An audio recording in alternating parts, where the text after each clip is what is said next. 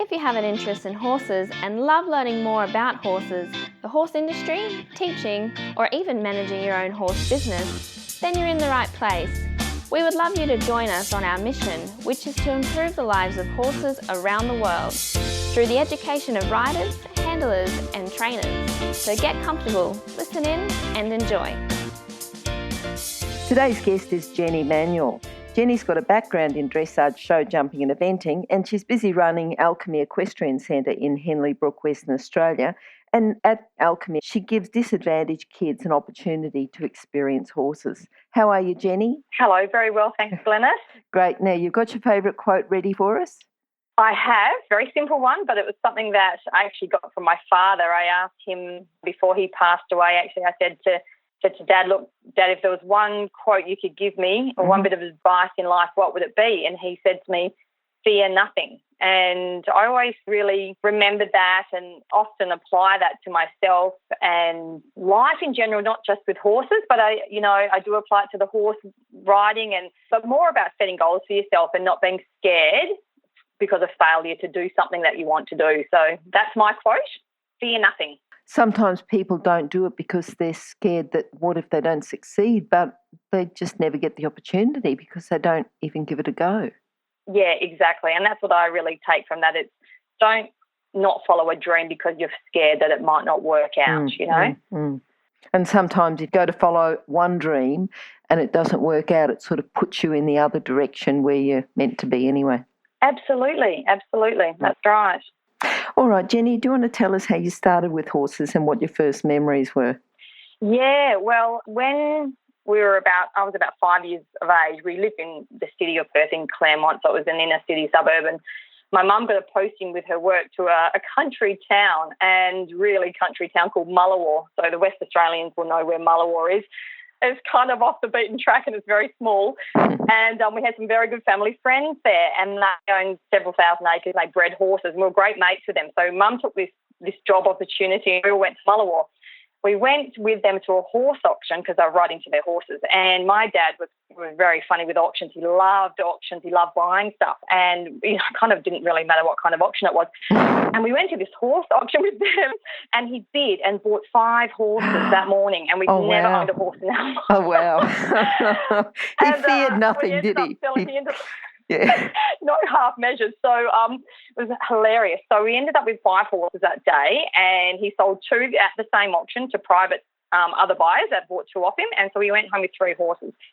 And we grew up with these friends of ours who had this big property and they had sheep and they did a lot of breeding and mustering. And so we ended up, that's how we got horses. We ended up riding their horses from a very young age. And then funnily enough, we ended up going a few years later, they bought a coastal farm up near Kalbarri, up on the coast of WA and north of Geraldton, and they bought 3,000 acres. And they took my dad and my mum and us actually to this auction. They said, you've got to come to this auction, a property auction. They're selling the neighbouring farm, 2,000 acres, beachfront, amazing. You've got to come and have a look. So, of course, my dad goes to the auction and he buys this property, which was hilarious again.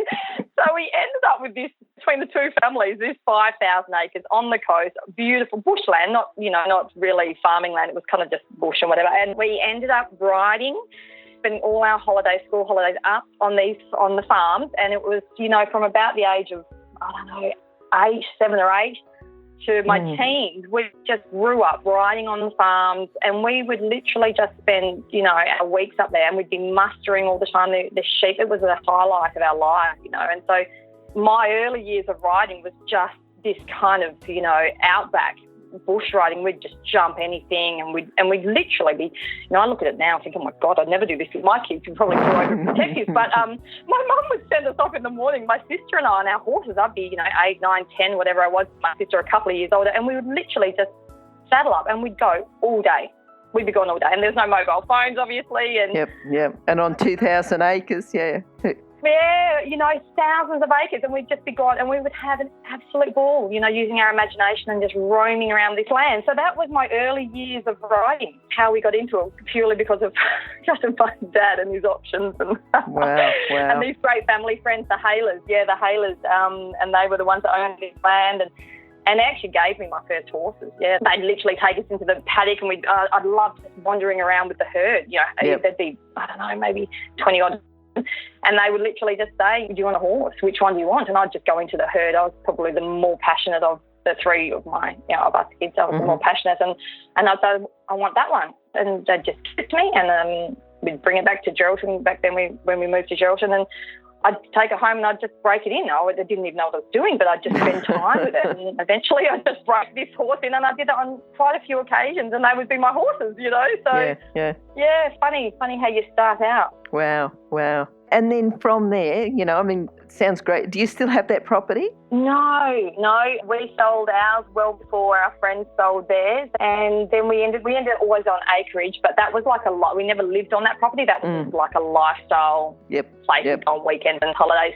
But we always had land, 5 or 10 acres as a family growing up for our horses to live on. Yeah. Okay. And then what about from there then? You're sort of had horses on acreage. Obviously, you've kept going with that. Did you leave school and straight into a career with horses? Almost, yeah. I finished year 12, had one more year in Geraldton, did a little bit of a course. I thought I'd better do a course. Didn't have any interest in going to uni at that point. And so I spent a year of study doing a TAFE course, which I think was just to fill a year in. And then I decided during pretty much at the end of year 12, I wanted to go to the New South Wales Equestrian Centre and be based over there with Heath and Rosie, because one of my good friends from Geraldton, a family we knew very well, they had done that, Sally McKechnie, and from Geraldton, and she was over there and she was a staff member. And so, it was great. We were getting information from her and from her family. And so we just made that happen. So we sort of said, okay, 1 year later, so I was 18, and that was what I wanted to do. So I packed my bags, and Dad took me over there and dropped me off, and I didn't go with a horse. So I sold my pony club horse, I guess, back in Geraldton then, and went over without a horse. Yeah, went over as an 18-year-old. And that's when for me, I said, that's what I want to do. I want to be a rider. I want to coach. I want to do all this stuff and really learn the art, the trade of it. Yes, and doing it professionally. And you've pretty much been doing it professionally ever since? Pretty much, like I have worked and had a career as well. My husband and I work with my husband's real estate business, so we do I do other things as well. But it's always been pretty well coaching and riding, and it's always been in my life, even if it wasn't always full time. But sometimes, of course, often you have to supplement your income as well, pay the bills. I think sometimes you and you only do it to supplement the income, just so you can get an extra horse or pay for that extra rug or something or other else. Yeah, exactly. Eventually get that saddle that you've always wanted or something. Oh, yeah, exactly. That's right. Exactly. Yeah. Now, what about people going into it? What sort of core skills? If someone says to you, "That's what I want to do. I want to work in the horse industry. That's what I'm going to do. That's what my career is." What core skills or character traits do you think they need? Look, I think you have to be a good people person. I mean, you don't have to, I suppose. I've had plenty of lessons from people over the years who haven't been great people. But I think it helps, I think in any industry it helps if you're a good communicator. Yep. So one, I think communication is really key, and two, I think it helps to be passionate about whatever you're doing, doesn't it? And find your niche, because if you're passionate, then you're more likely to stay with it. If it feels like it's just a job, then no one wants to wake up in the mornings and just do a job. But if it's something that you enjoy, then find the area. The horse world is such a broad industry, isn't it? And find what you're passionate about. Yes. We've had girls that come through our riding centre here, and and they've started to learn to ride, and then they've gone, what, I want to go and do that, the cattle work and the roping. And we're like, awesome, so not what we do, but we're like, that's great. Go find someone in that industry, get yourself under a good coach there and a mentor, and go for it. So you've got to find what really lights your fire, don't you? Oh, definitely. And as you say, so many different areas that you can go into. It's not just one cookie cutter sort of industry. Yeah, you can do a bit of this and a bit of that, and this fires you up more. And sometimes people mixing, sometimes people have worked and trained in one industry with horses and then taken that across to another niche within the horse industry and done well there. Yeah, absolutely. All right. Now, what about people who've influenced you? Oh, look, in my early years, obviously, when I started to ride and actually go to pony club and start winning competitions and stuff, my coach when I was a kid up in Geraldton was Elizabeth Boyle, who's been a coach and a judge for many years in WA here. She was very instrumental in starting to learn how to ride dressage, and she was a great dressage coach and really used to really take me under her wing. So, and I'd have some holiday camps at her house, just me. She would just give me lessons and, and really mentor me. So she was great because, as a kid I started learning dressage and how to ride it, and that was really beneficial. And then from there, really, when I went to New South Wales, Heath and Rosie and the whole team that were there at the time, that was just a whole different world from what I'd grown up with, being in an environment, a barn like that. So They were really instrumental because I was only 18. So, really starting out, and the principles I learned from riding under them really set a great foundation for me. I feel like it just put me on the path to how to ride properly and no shortcuts. And I think that was what was really, having them as mentors, and then around them as well, it was all the great coaches that were there at the time, Simone Khan and Salim Kekney, Guy Wallace, Lee Robinson. They were my coaches under Heath and Rosie there, so they were the staff. They were just fantastic. They were just great mentors and friends. Yeah, so they were very instrumental then setting me off on my path, I guess, in the horse world. Yes, good. And what about horses? You've sort of mentioned a couple of different horses, starting with the ones from the auction. But, what about horses that you think have been influential? I had a really lovely pony club pony, well, it's a horse, it was about 15 two hands, but he was a great horse that I had Gerald when I was a kid, called Spirit of Freedom. And he was really great because he used to be a nice flat work horse. So I used to have all my lessons with Liz on him, and that really started getting me the feeling for good flat work. When I went to New South Wales, she was good enough I went there without a horse, so I was just riding the centres horses and any horse I could. But Simone said to me when I was a student there, she said, look, I've got this nice horse at home. I'm not using him. I'll bring him down for you and, see if you like him. So his name was Balmoral Missile, known as Teddy, and he was a great horse and just, he was a lovely thoroughbred. He was about 16 hands, and so, within 6 months, I bought him straight away. He was just such a lovely horse and schooled by her, so he was just so lovely to ride, and he was really influential for me because I'd gone from kind of just being a pony club rider to competing 1-star by the end of that first year at the centre on him, and having just like a wonderful experience because of that horse, and because of the environment that I was in. So, so I kept him for a few years, and he was really, I guess, influential for me at that point because I was able to participate in a lot of we'd go cross-country schooling it was a Wednesday morning or something at the centre, and it was only for people only for the staff or students that were kind of 1-star and above. So there would just be a little group, Heath and those, couple of staff members. And I was included in that, which I was really lucky because I had Teddy and because I was at that 1-star level. So, once a week we'd just have this dedicated training session for a cross-country session. So I got to do things like that I wouldn't have been able to do if I hadn't had that horse. Yep. So that was really influential. And, I've had some lovely horses since then, but I haven't had a team of horses, and it hasn't been something, I haven't gone down that path of having teams of horses and competing because I've been creating other things with my life. So I've had lovely horses, but he was the one that really probably helped me develop my riding, I guess, in that sense. Yeah. And just talking about the other things, because you do a bit now with giving the disadvantaged kids an opportunity to experience horses. Do you want to tell us how you started with that?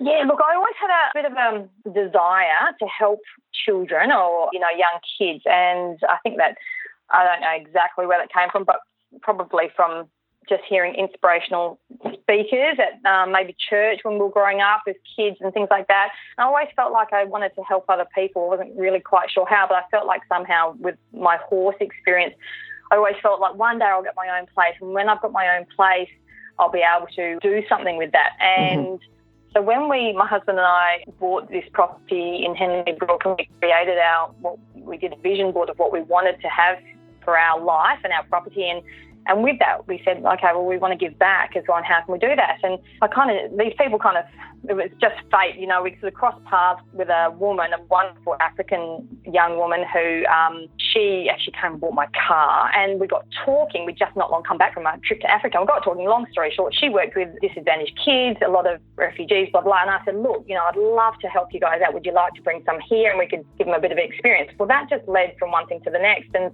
so we do work with her organisation, and she brings groups of kids, it could be anywhere from 10 to sometimes 15 or 20 kids at a time. And and they're beautiful. They're like little, from 4-year-olds to 15-year-olds. And so they come here and look, they've had pretty horrendous childhoods, pretty much all of them. And some of them aren't refugees, but a lot of them are. And they've, fled war-torn countries and horrors that we can't even imagine. Sure. And then there are other kids in these groups as well that are part of the DCP, Child Protection Act. They're in foster care environments, so really tough backgrounds. And so we just bring them here and we just spend a morning with them, and I just get some of my GCs and staff, and whoever wants to just volunteer their time, and people always volunteer, and we just get them out there. We pull out a couple of the good horses. We pull out, the little ones to my one that's 17 2 hands, and we pull out anything from 9 hands to 17 hands and just go, right, look at these funny horses we've got, and they just think it's the funniest thing ever.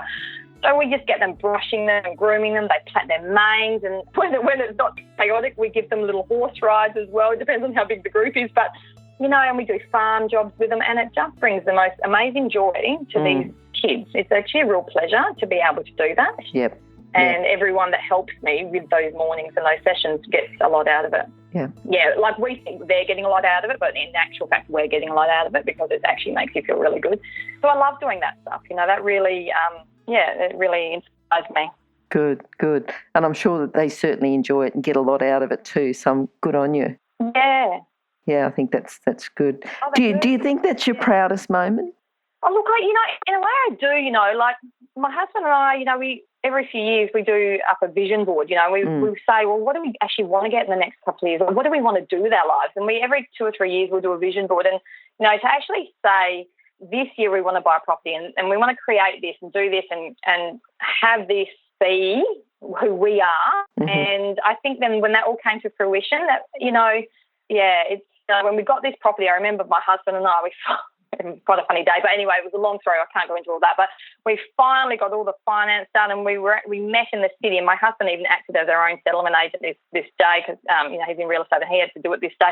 And we were sprinting across Riverside Drive in the city, him on one side, me on the other. We'd park and he'd sprinted across the oval, and we're like running to each other like chariots of fire. It was the funniest thing. And because we'd finally made it happen, that we got this property we wanted, and and he'd had to act as a settlement agent, and it was really quite funny. And we were running, we're like screaming with joy and going, woo, and that was just a really funny, amazing, euphoric feeling actually.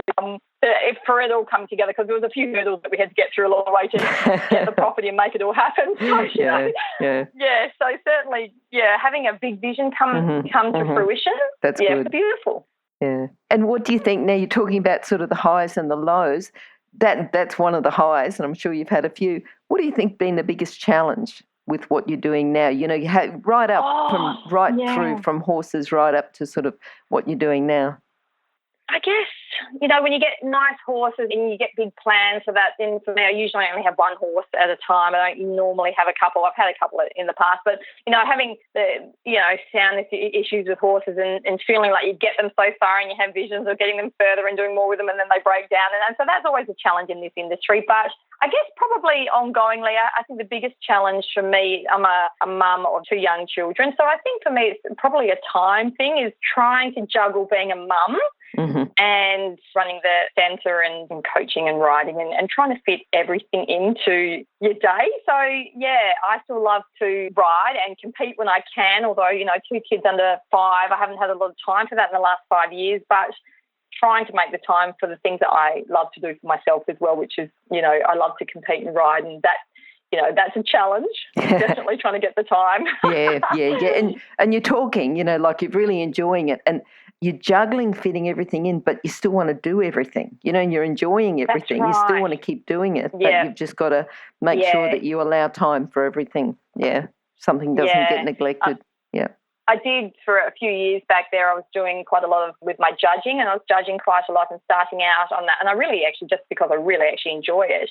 And that's just one of the things, for example, that I've just had to go, I just can't do it. I just don't have the time. If I had a spare full day on a weekend, that would be here on the property and with the coaching here and riding and working are just one of those things that I had to let go. So I think having to say there are some things I love to do, but I just can't fit it in. And yeah. Okay, now thinking about, your judging, your riding, your coaching, I just want you to think of a tip or think about a common fault, common thing that happens with people, with riders and their horses, but also how to fix it. I see a lot of people wanting to be somewhere quickly and not put in the hard yards early. So, people come and say, I want to learn shoulder in, but they can't ride the horse forward into a frame, for example. So I guess the thing is people are in a hurry, and I do think riders need to do the basic things well and learn the basics well. So no shortcuts, and I think we've really got drilled into young riders at the centre that there were no shortcuts. So you don't just chuck a gadget on the horse to try and pull its head in or anything like that. So, it's like, no, you learn to ride and you learn the basics and the foundations that they've got to be right. And so I think from that sense, if people are in less of a hurry and to do the basic things well and get good instruction, so have help, because I think really that's what makes the biggest difference. If you've got good help, then keep you on the right path. So, Yeah, because your good instructor is going to be the eyes on the ground, and they're not just going to say, okay, you've got to go back and do the basics. They're going to actually show them, this is where you're up to now. Yeah. This is what's missing. Yeah. This is what needs to be improved. And then ongoing, okay, well, this problem's less of a problem now, but this one's also crept in. And just having that regular, on a regular basis. Yeah. Having your eyes there to help you. I often, we have a GSTs here, so a lot of people come and go over the years, and you see lots of people with spending the money. I guess I do say this a lot actually to people that come here, don't spend the money on things that don't make a difference. So don't go buying the fanciest saddle and, this amazing bridle and all this gear if you can't afford to have a lesson. I rode in the saddle my dad bought me when I was 10. Yep. And I was still riding in that, going around Melbourne 3-day, in New South Wales 10 years later. Do you know what I mean? It was just a basic saddle. But the money was spent on the tuition. So I say to people, don't go spending heaps of money on all the gear is no idea. Just spend the money on getting help, really get lessons. And, your basic gear is fine. Don't try and keep up with the Joneses, Yes. If you're influenced by looking good, just try and get help, ride better. That's probably the thing I do say the most to people here. And the other thing is too that, it's the investment for the lessons. Not only is it going to help increase your horse, so increase their value, it's going to increase your skill. So when you get another young green horse, you can then start to improve their value. So it really is an investment into you. Yeah. It really is. Yeah, absolutely. That's an investment in you. This is, you're going to ride your like you said, your next horse, your friend's horse, and the better you become, the more you become an expert, don't you then? Because you've had so many different experiences and you learn so much when you have lessons from different people as well. So yes, it's just definitely. all tools in your toolkit. Yeah. Yep. Oh, just let me interrupt you for a moment, just to let people know about the horse industry qualifications at Online Horse College. Have a look at the flexible options with online theory. The practical components can be completed by video or with a qualified expert in your area. That website again is onlinehorsecollege.com. Okay, thanks. All right, now thinking about something that will complement the lessons and complement the knowledge and skills that people would learn, have you got a book that you'd recommend for our listeners? Well, my favourite book is actually not a horse book, but my favourite book is The Alchemist, okay, and that's why we call our business Alchemy Equestrian. Okay, so if you want a book to inspire you in life, okay, and it's a very nice, small, easy read called The Alchemist. That's just a great book to really light your fire. Mm-hmm. But a horse book, gosh, I've had so many over the years and got so many, but Practical Eventing, Sally O'Connor's one that I've often referred back to and used. And also, it's an old one, but Hunter Seat Equitation, George Morris, that's got some really great explanations in it. Breaks things down really well as well. So they're two books that I've always had and used and would recommend. Good. Jenny, what are you looking forward to? Oh, do you know what I'm really looking for? I've got a lovely young horse that I bred, and he's just turned 6, and I'm really looking forward to taking him out and about. He's just lovely, and it's the first horse I've actually bred. Breeding horses has not been my thing, so it's quite a special thing to actually have my own baby now out there doing things with him, and he's just adorable. So I'm really looking forward to having, some fun years ahead with this horse called Renzo. Alchemy Florenzo is his name, and I'm looking forward to actually my 2 children who are loving riding. I'm looking forward to seeing them advance, their passion with riding and following, I suppose, in my footsteps and riding the horses, and just the development of our great group that we've got here at Alchemy of riders and staff, and we've just got such beautiful people around us. And, so I'm looking forward to just where the next few years go in terms of our great students and a great bunch of people here and my own children and myself with our riding as well. Good. Jenny, can you sum up your philosophy into a lesson today, something that the listeners can take away with them? Yeah, I think it needs to be progressive, and something that I always felt when I was at New South Wales, and I go back to that a lot because that was my foundation as a young kid, was that I never felt like I was overfaced with my riding, and so I think being progressive is one of the key things that I learned back in those days. Was everything should be just done so it feels very easy for the horse, and then the horse just develops with confidence. So I think keeping that philosophy, so again, no shortcuts. Don't look for a shortcut to try and, push yourself up the grades or push the horse up the grades when it's not quite ready for that. So that would be one of the philosophies, I guess, that just is in what was my teaching, what I'm always thinking about, and making sure that, we have fun and we have a laugh, and I like having a laugh in my lessons as well. So it's always good to not take life too seriously, but, be able to have a good crack up at something and, but, be serious as well. But, certainly being progressive, I think, would be a key thing. And I think there's that fine line, isn't it? Being progressive and not overfacing, and it's an experienced coach, an experienced horse person. It takes experience to be at that stage where you go, no, I could see the horse, even though he jumped it, just that little bit of head, that'll do for the day. That's it. Put him away. Exactly. He's done enough for the day.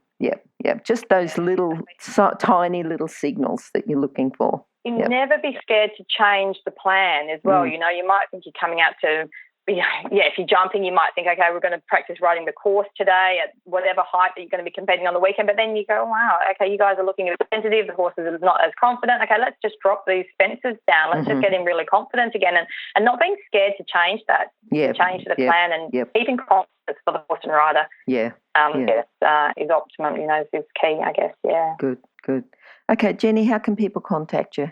Well, we've got our website, which is alchemyequestrian.com.au, and all our contact details are on there. And we have a Facebook page, which is Alchemy Equestrian as well. So, sounds good. And those details will be on horsechats.com/Jenny Manuel as well. Brilliant.